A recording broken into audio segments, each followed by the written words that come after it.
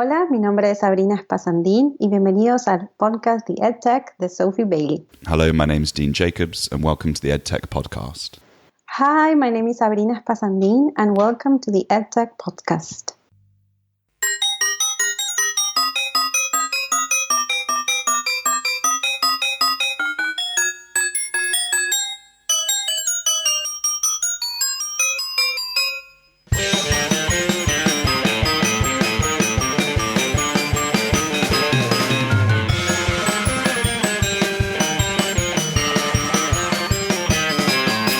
Hello everyone, I hope you've had a fantastic week and you're listening to this episode doing something really exciting, like commuting into work, doing the washing up, or dragging yourself around the park on that run you've been meaning to go on. This is the EdTech Podcast, the show about education innovation in and out of the classroom, and you are very welcome. Before we kick off, a few announcements. If you're in the UK and focused on UK EdTech innovation, the UFI Charitable Trust are launching a new round of its seed fund to promote digital solutions for vocational learning. There's up to £50,000 available for projects of up to 12 months duration, and the Stage 1 application form will be live from 24th of April. But if you want to find out more, you can go to a workshop on the afternoon of the 4th of April at the Museum of London. Details in the show notes. Thanks also to Alex Kelly, director at Unifrog, for his review of the podcast on iTunes. Alex said, "Great podcast, keeps you up to date with what's going on in EdTech." Thanks, Alex. We love reviews, and if you'd like to add to the list, go to iTunes or your podcast player to leave your feedback. We'll read out over the coming weeks. Right, on to this week's show. This week we're in Takeover with Wibbu, an educational video game studio based in London, UK. Wibbu are a group of game developers, linguists and language teachers with the goal of modernising foreign language learning. Their game Ruby Rei for tablet and mobile is available now on iOS and Android for tablet and mobile to teach Spanish for English speakers, English for Spanish speakers and English for Portuguese speakers. English for Mandarin speakers will be available in the summer of 2017. In this episode, we look at the demand for language learning resources, current language learning innovations, and the role of gaming for language acquisition and engagement. We're in conversation with Sabrina Espasandin, an English as a foreign language teacher with 16 years experience in Argentina and over 5 years teaching EdTech innovation in schools across Spain. Joe Sayers, head of product at UK-based ELT Jam, a digital product and UX innovation lab, and Dean Jacobs, CEO and co-founder of Wibbu, London-based with 8 languages under his belt. As always, we'd love to hear your feedback. Check out the show notes and Twitter at Podcast EdTech for all the extra links, and have a great week.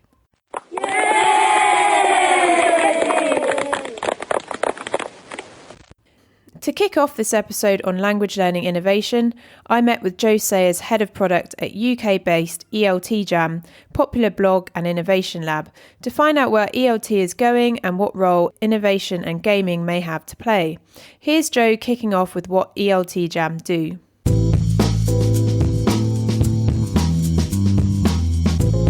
So we work with various different organisations from different sides of the education industry, helping people to create more effective digital learning products. So we work trying to improve the learner experience that is delivered by the products that we're working on, and also to help organisations, to develop in a maybe more iterative or more agile approach to their product development. But what did this mean when it came to trends, gaming and language learning engagement? I think sort of the main innovation from a publisher perspective isn't necessarily particularly new, but it's a move towards blended learning. And I mean, obviously that's been going on for a long time, but that has had a huge impact in terms of a lot of effort from publishers on creating large learning management systems, focusing a lot on platforms that can deliver their content in a more digital way. Yeah, I think that's had a huge impact from the traditional education side, but it hasn't really been that innovative in terms of massively forward-thinking activity. And then I suppose the big impact in the industry has come from the likes of Busuu, and I think more significantly actually Duolingo coming in and saying, actually, you don't need to go to a language school, or you don't need to learn English or learn languages from a centre. You can actually self-study. Another real advantage of this sort of game-based approach. So much of learning currently happens through very learner-orientated interfaces. You feel that you are in a learning product, and very little is done where you're learning, but within the sort of interfaces and the environments that you find yourself in your normal life, like not your education life. And I think that's a big problem for EdTech and for education, that you're trying to make the greens a little bit more appealing, trying to sort of sugarcoat things a little bit, but still ultimately it's a sort of very clearly an education interface. And I think bringing gaming into it can actually flip that a little bit. And you say, actually, this is just a fun place to be. This is a really motivating and engaging activity for you, full stop. And you happen to be getting this educational benefit. The challenge there is, okay, well, how much of an educational benefit are you getting? That's going to be an interesting transition. Whoever manages to get that balance right, I think could do really, really well, especially, as you said, in terms of getting teachers to recommend these products to their learners. And as the flipped classroom becomes more of a commonly used tool, I guess, there's going to be more demand for things that teachers can give their learners to do outside of class. Maybe separately to a sort of that structured flipped learning approach. There might just be things that teachers will want to say to their kids, adult learners as well. Spend your time doing this on your commute in. If you're going to be playing on a game, you might as well make it this one where you're actually learning something. One of the potential benefits of gaming within language education is the motivation. So keeping people motivated, but then also helping people to bring education into things that they're otherwise interested in, rather than it being a separate pursuit. And actually there's lots of examples of products that try to utilize that motivation by getting people to learn from videos or song lyrics. That's been something that's been around quite a while in terms of creating products for that. But then I think the gaming thing is probably just harder to do. It's quite easy to think of how you can get somebody to watch a video and then add a language learning layer to that, either one that's particularly very obvious or a bit more subtle, and same with music and text that people could read online. But with gaming, I think that a lot more needs to happen sort of behind the scenes in order to make that actually an effective combination. And also, I guess, having that narrative arc, and it's very hard to make a really compelling game. Some obviously do really, really amazingly well, but there are lots that sort of fail. Yeah, I think that would be a challenge. And if somebody can get that right and do that educational side of things, but also create something which is really engaging, then there's a load of potential there, I think. So, gaming is hard, but the potential reward is big. After this throwing down of the edu gaming gauntlet, I wanted to get an educator's perspective before finding out from Wibbu what the theory was behind Ruby Rei. So I spoke to Sabrina Espasandin, an EFL teacher with 16 years experience in Argentina. First off, I asked her where the demand for English as a foreign language was coming from. So basically, there's been quite an evolution in the case of EFL teaching in Argentina. I would say about 20, 30 years ago, knowing English as a foreign language or as a second language was something, a bit of a luxury, let's say. It would be for some private schools or those people who could afford some kind of education outside school. But for the last 15, 20 years, it's become part of the curriculum. As from 2006, the government of the city of Buenos Aires has stated that all public schools should have English starting from the first grade as part of the curriculum. So it's become a mandatory subject for both private and public schools. So it has definitely changed a lot. In the past, if you went to interviews, they would appreciate you knowing English, but now it's like you should know English plus other languages and stuff. So that has definitely changed. And there's been a lot of investment as from the government in that respect. But what about the use of resources for English as a foreign language? Here Sabrina talks about the way she got extra materials to her students. Well, there's been quite a variety because I work both in the public and the private sector. So I would have more resources or fewer resources depending on the situation. But basically, I've started my EdTech journey about 10, 12 years ago. Most of the resources I found were online. Definitely in the past years, I would create virtual classes and try to work online collaboratively, particularly in Buenos Aires, which is the capital city of Argentina. The government implemented a one-to-one program. So students would have a laptop that they would be able to take home. Basically, what I try to do is, since they have such a short number of hours of English as a foreign language in the curriculum, what I would do is to extend those activities. So I would usually create blogs or wikis, and I would upload all the content that we practice in class. So they will be able to continue that practice at home. And sometimes they will share it with their brothers or sisters, even with their parents. And that definitely increased motivation in them. With this motivation in mind, was there a role for gaming to keep students focused and engaged? Here's Sabrina's response. I definitely try to include gamification. Games were always part of my teaching practice, whether I was using technology or not. And I found, for example, in online, let's say, resources, I would find sites like Hoot or quizzes as very, very helpful in order to include that element in my classes. And I remember whenever I used a Kahoot, for example, and I would try to set it up to get it ready for my students, and they would listen, they would hear the song it plays before the game starts. And, they would, their heads would spin backwards and saying, "Oh my God, we're playing Kahoot. And just wait, give me 5 minutes. And they would get incredibly excited. And that is definitely something that I once I started with that, I always kept in my classes. So how does gaming fit into a wider philosophy of education, and what are the challenges? I don't like to subscribe to just one school of thought. What I would try to foster would always be communication. So I would try to focus all my activities on working on that.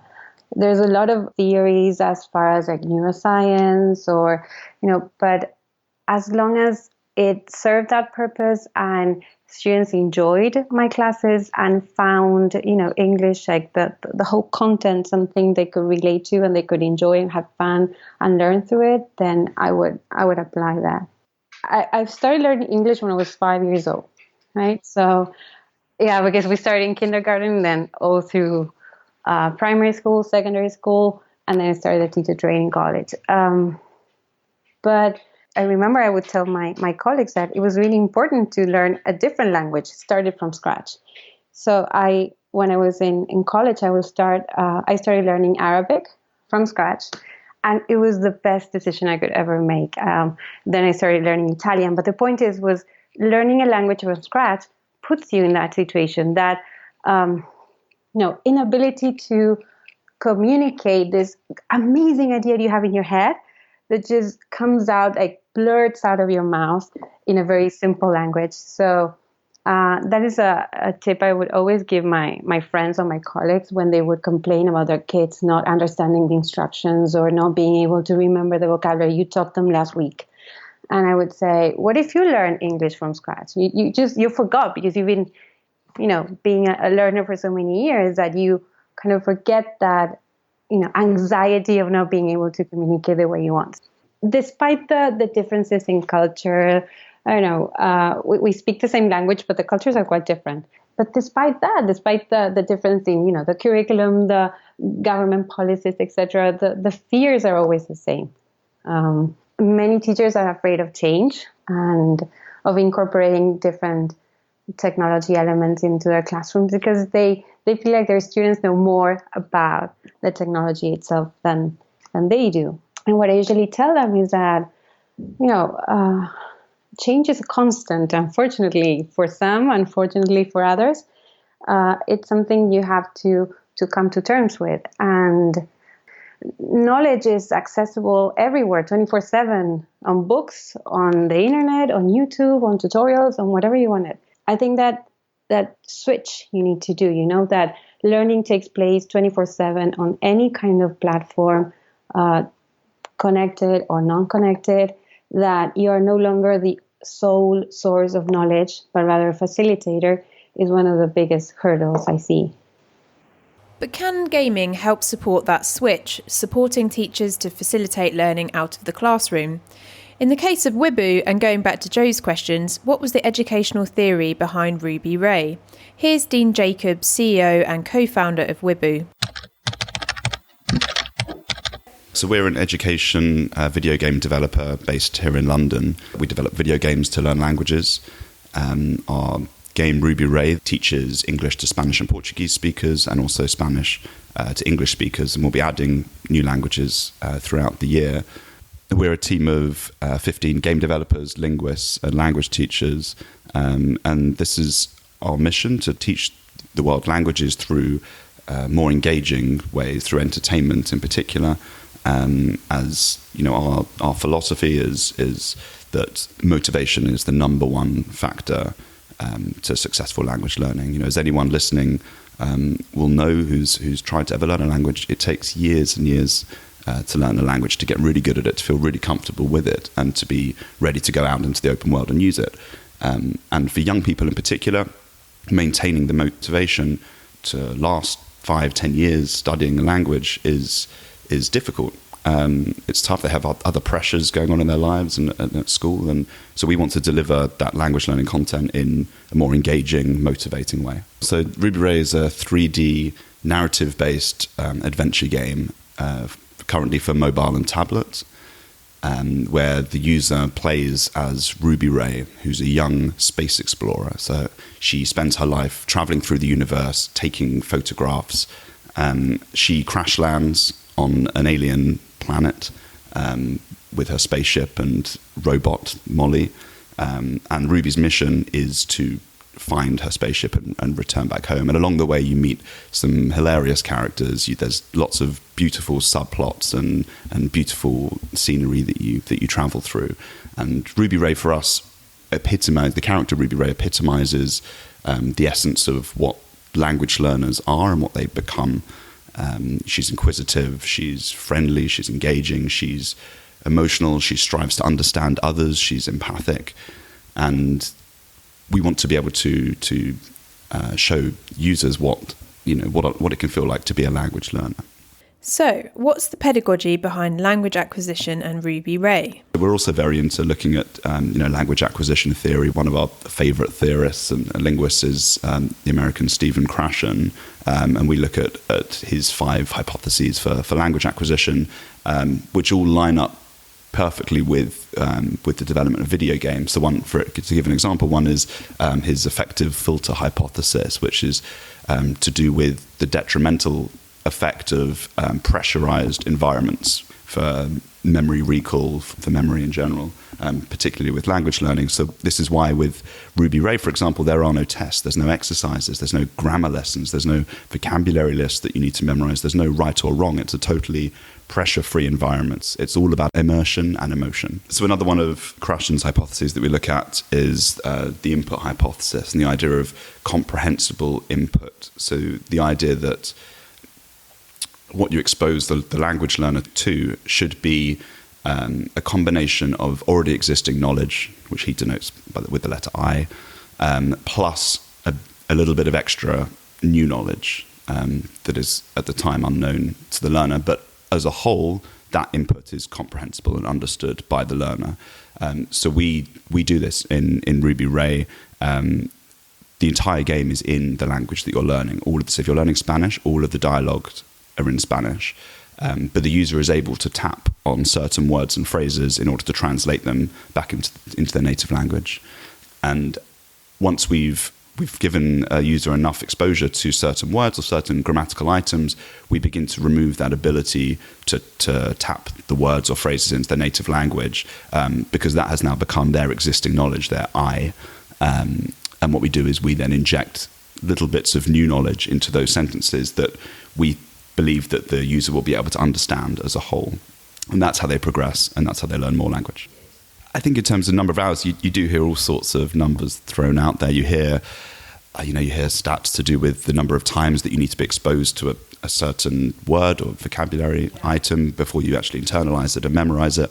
I think it's more about long-term engagement. I think we've become very focused on short-term metrics and on telling our audience is, hey, use our product and you can learn 200 words in 20 minutes, or stick with this for 30 hours and you'll learn, 5 weeks of Spanish. Where actually, I think, to help people understand the power of language and what it can do for them in their everyday lives, I think they do need to stick with it for longer. So at Wibbu, we're focused more on long-term metrics and actually reversing those drop-off rates with GCSE uptake or university language learning uptake, keeping people engaged with language learning products right throughout their early teens or even a younger age, keeping people motivated, keeping them engaged, keeping them learning. What does this mean for teachers like Sabrina, who are helping learners to pass specific exams or follow particular curriculums? We've made a very conscious effort to make sure that all of the content in the game is in line with all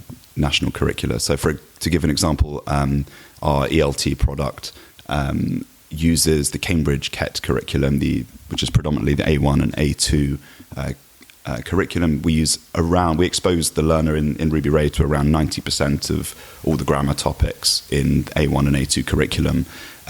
We use the vocabulary lists from that curriculum. We use the functional structures from that curriculum, and that forms one part of our 3 content set. So one part is the Cambridge KET curriculum that we use. The second part is our own Wibbu curriculum that we use, and that focuses specifically on issues that the learner has with English because of the influence of their native language. So actually, the script for our game, the dialogue, differs between the version for Spanish speakers to learn English and the version that we're now developing for Chinese speakers to learn English.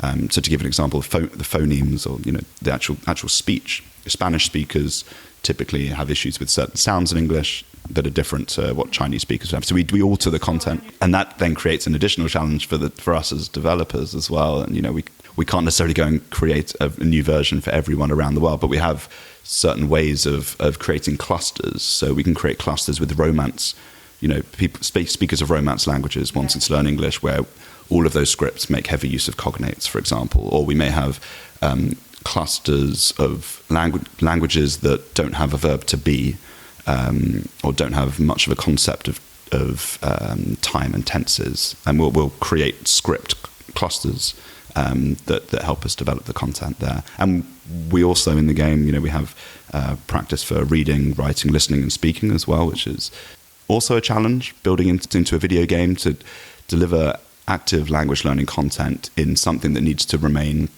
very engaging has also been a challenge. But we've done a really good job of contextualizing the speaking part of the game. Let's take English language learners as an example. When they're on the internet, for example, we want them to be able to engage with communities on the internet, and that involves needing to very often understand colloquial language. I think we see very much our tool as a complement to formal instruction and to teaching in schools and language institutions. I personally had incredible teachers growing up. I'm very grateful for the language teachers I had who were my inspiration to continue learning, and there are thousands of brilliant teachers out there doing the same all around the world. What we're trying to do is to help create an emotional connection for particularly young people that perhaps, for example, don't have the opportunity to travel abroad. They aren't able to get that fully immersive experience by traveling to another country. So we're trying to bring that to them, bring them a more immersive experience, which is engaging as well as emotional.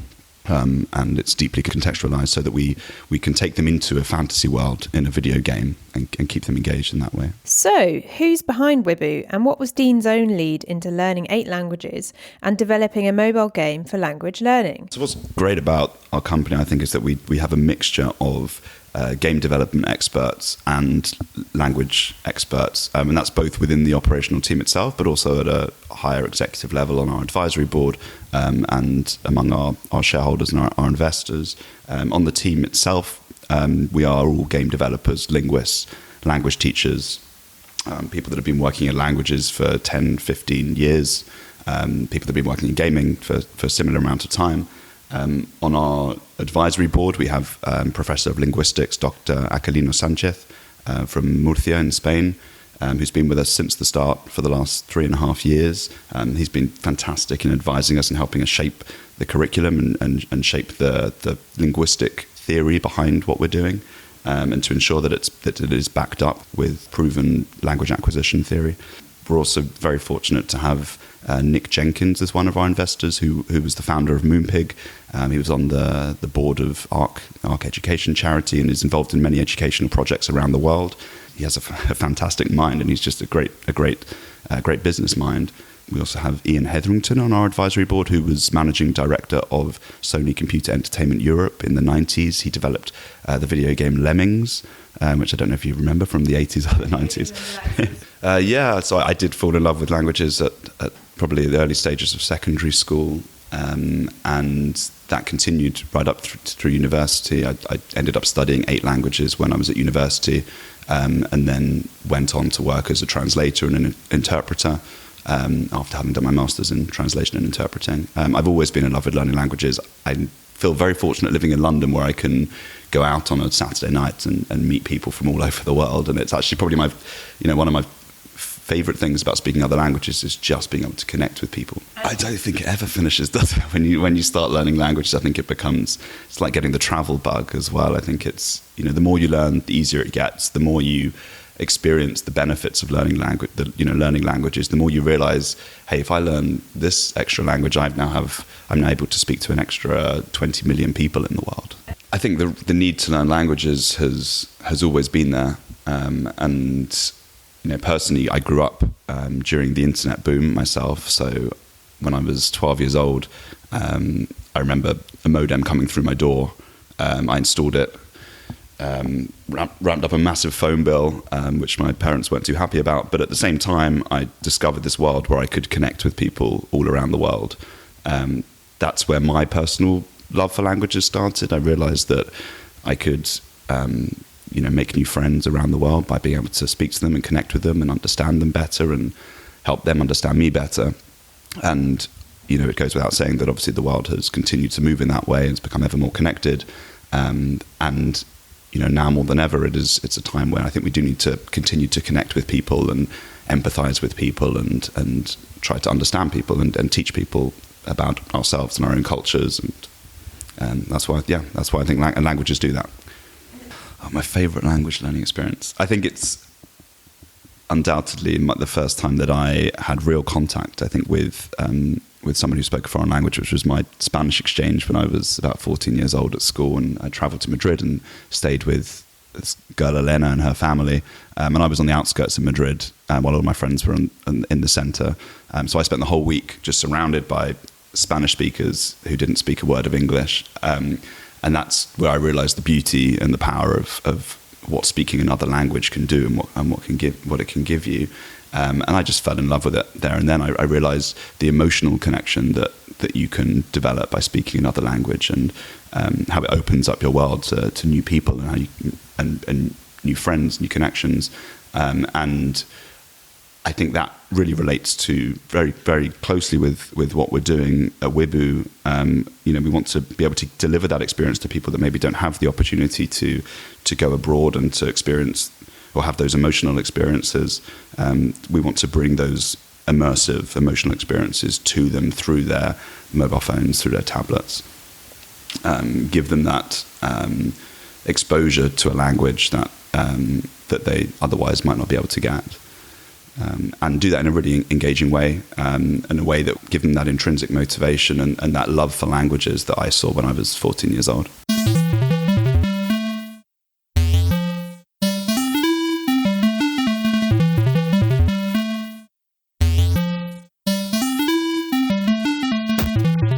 So that's it, folks. A whistle-stop tour around some of the drivers for increased English language learning, innovations and challenges, and the launch of Ruby Rei. That's Ruby Rei with an R-E-I, not Ray, R-A-Y. A new language learning game for English, Spanish and Portuguese, which you can download now on iOS and Android. Thank you to all the guests of this week's show, and here's Dean to close out with his experience of the launch after 3 years in development. It's incredibly exciting, to be honest. The past 3 years have been a real eye-opener into the world of education, the world of gaming, the world of entrepreneurship. And I think for the whole team, it's just going to be a fantastic achievement to get this game out. We know it's a great product and it's already being extremely well received. And we're feeling great in the office. You know, we are there till 11, 12 currently. You know, the pizza is on tap at the moment, so to speak.